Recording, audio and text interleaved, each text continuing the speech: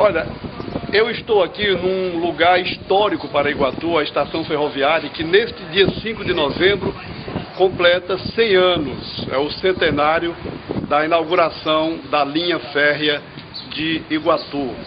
E a gente vai contar um pouco dessa história para você, né? Um pouco dessa história que é memorável para Iguatu e para toda a região, contar um pouco a partir de personagens que fizeram e fazem parte dessa história.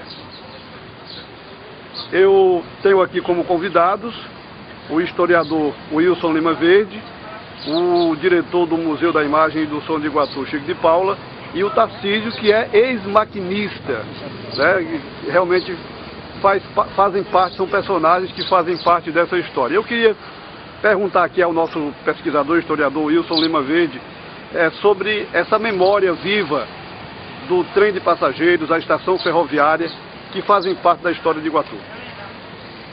O trem de passageiro, como eu já assegurei há poucos instantes, o último que passou por Iguatu foi no dia 12 de dezembro de 1988.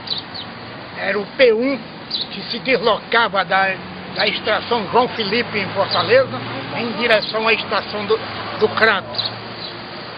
A estação do Crato foi inaugurada 16 anos depois da do Iguatu, em 1926, enquanto que a do Iguatu foi inaugurada em 1910.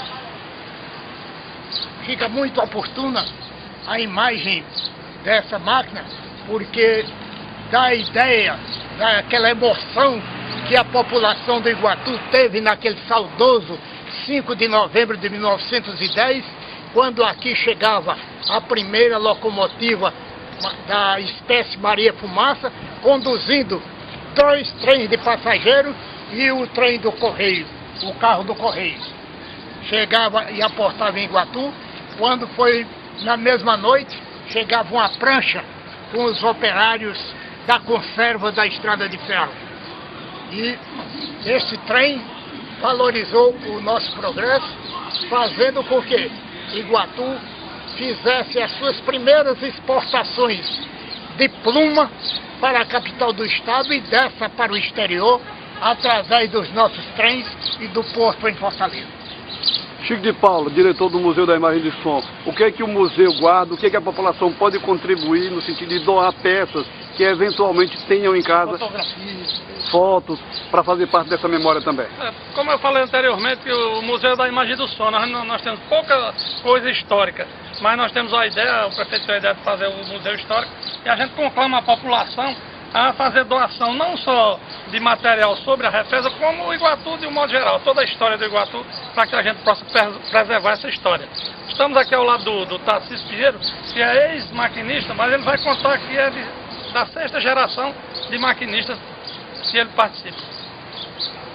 A minha parte é a seguinte, a minha família, por parte da minha esposa, nós somos a 6ª geração de ferrovia. Eu tenho 2 netos e eu gostaria até que eles prosseguissem essa linhagem, a 7ª geração, porque a ferrovia é como se fosse o sangue. O trem é o sangue que corre em cima dos trilhos, que é a minha veia. Foi como o rapaz falou, aquela um com o nosso colega, Jorge, que tem ferrugem. Você entrou na ferrovia, você pega o ferrugem, pode ter certeza. A gente ama a ferrovia. E uma das coisas mais bonitas que eu sempre achei, porque eu era menino, garoto, a Maria Fumaça, inclusive o meu colega Francisco Paulo aqui, o Chico Paulo, que me conhecia dentro de nós, abastecia ali a água.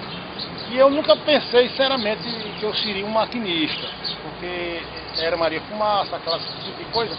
E para começo você tinha que ser um ignorante mesmo, analfabeto, brabo, um caboclo brabo, que ele era quem abastecia as locomotivas com a madeira e o maquinista era quem dava ordem, que chama-se folguista.